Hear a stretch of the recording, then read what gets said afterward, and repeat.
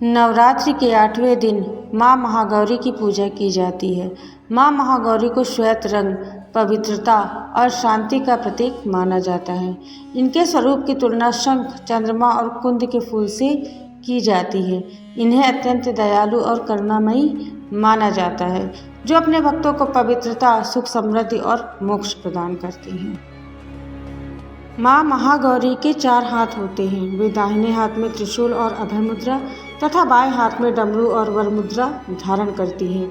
इनका वाहन वृषभ बैल है, इसीलिए इन्हें वृषारूढ़ा भी कहा जाता है। माँ महागौरी की उपासना से व्यक्ति के पाप नष्ट होते हैं और उसे जीवन में सुख शांति प्राप्त होती है।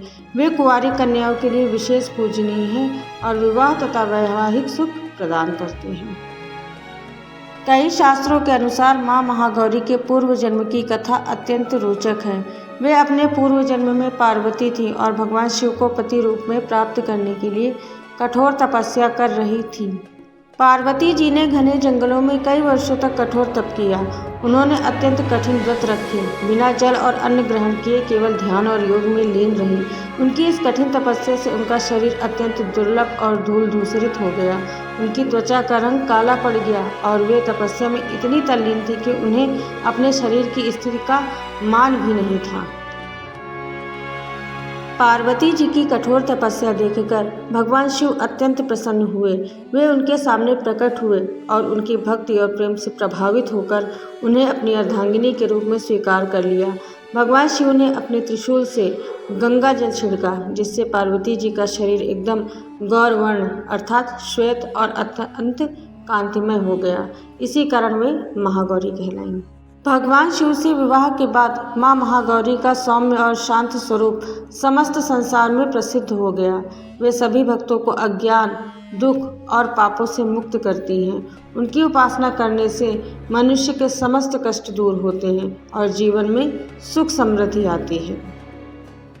अब आइए माँ महागौरी की पूजन विधि जानते हैं। सबसे पहले स्नान करने के बाद सफ़ेद स्वच्छ वस्त्र धारण करें। माँ महागौरी की प्रतिमा या चित्र को चौकी पर स्थापित करें। हाथ में जल लेकर संकल्प करें। फिर एक तांबे या मिट्टी के कलश में गंगा जल भरकर उसमें आम के पत्ते रखें और ऊपर नारियल स्थापित करें। यह पूजा का शुभ प्रतीक होता है। माँ महागौरी का आवाहन करें और ध्यान लगाएं। जल से अभिषेक करें। अगर मूर्ति है तो पंचामृत से स्नान कराएं। चमेली या मोगरे के फूल अर्पित करें। अक्षत और कुमकुम अर्पित करें। मिठाई या नारियल का भोग लगाएं। कपूर जलाकर आरती करें। माँ महागौरी के बीज मंत्र ओम ऐं ह्रीं क्लीं महागौरे नमः का 108 बार जप करें। माँ महागौरी की कृपा प्राप्त करने के लिए कन्या पूजन अत्यंत शुभ माना जाता है। कन्याओं को आमंत्रित करें और उन्हें हलवा, पूड़ी, चने का प्रसाद दें। उनके चरण धोकर उन्हें वस्त्र एवं दक्षिणा प्रदान करें।